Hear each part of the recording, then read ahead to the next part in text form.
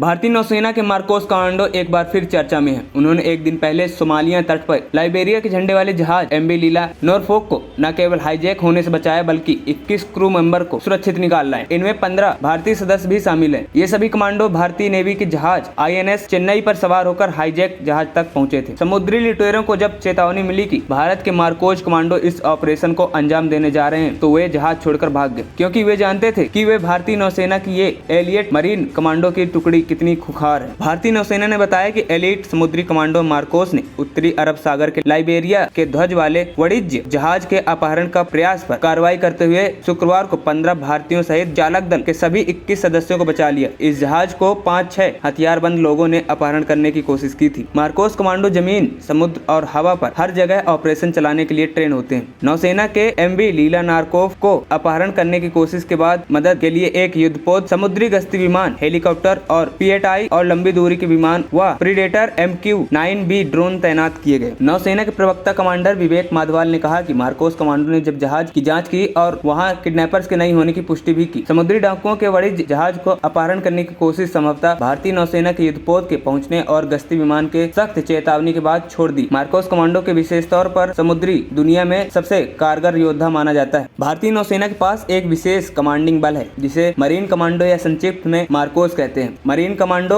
एक घातक बल है जिसमें सबसे खूंखार सैनिक शामिल होते हैं। वे खतरनाक इलाकों में तेज और छिपकर प्रतिक्रिया देने के लिए कठोर प्रशिक्षण से गुजरते हैं। इसे आधिकारिक तौर पर मरीन कमांडो फोर्स MCF कहा जाता है, जिसका गठन 1987 में किया गया था। मरीन कमांडो समुद्र, हवा या जमीन पर काम कर सकते हैं। इस स्पेशल फोर्स का मकसद भारतीय नौसेना की मदद से विभिन्न माध्यमों से उत्पन्न होने वाली आपातकालीन स्थितियों को संभालना है। 1987 में गठित मार्को देश की शक्तिशाली कमांडो सेनाओं में से एक है, जिसमें राष्ट्रीय सुरक्षा guard, Garud, para commando, force 1 और अन्य शामिल हैं। मार्को को अमेरिकी नेवी सील्स की तर्ज पर तैयार किया गया है। मार्को समुद्र, वायु और भूमि सहित विविध वातावरण में काम कर सकता है। वे कश्मीर जैसे क्षेत्रों में ऑपरेशन चलाने के लिए भारतीय सेना के साथ काम करते हैं। The few the fearless Marco का आदर्श वाक्य। वह एलिट कमांडो 26/11 के मुंबई हमलों में उनकी भागीदारी के दौरान खूब चर्चा में आए थे। एक रिपोर्ट में कहा गया है कि मार्कोस ने 2008 में ताज होटल हमले में शुरुआती चरणों में भी सहायता की थी। 1980 के दशक में मार्कोस ने श्रीलंकाई गृह युद्ध के बीच एक महत्वपूर्ण ऑपरेशन को अंजाम दिया था, जिसे ऑपरेशन पवन के नाम से भी जाना जाता है। लिट्टे के कब्जे वाले प्रमुख क्षेत्रों पर कब्जा करने की उनकी महत्वपूर्ण भागीदारी के क्षेत्र में शांति की बहाली में महत्वपूर्ण भूमिका निभाई। NP टाइम्स की रिपोर्ट।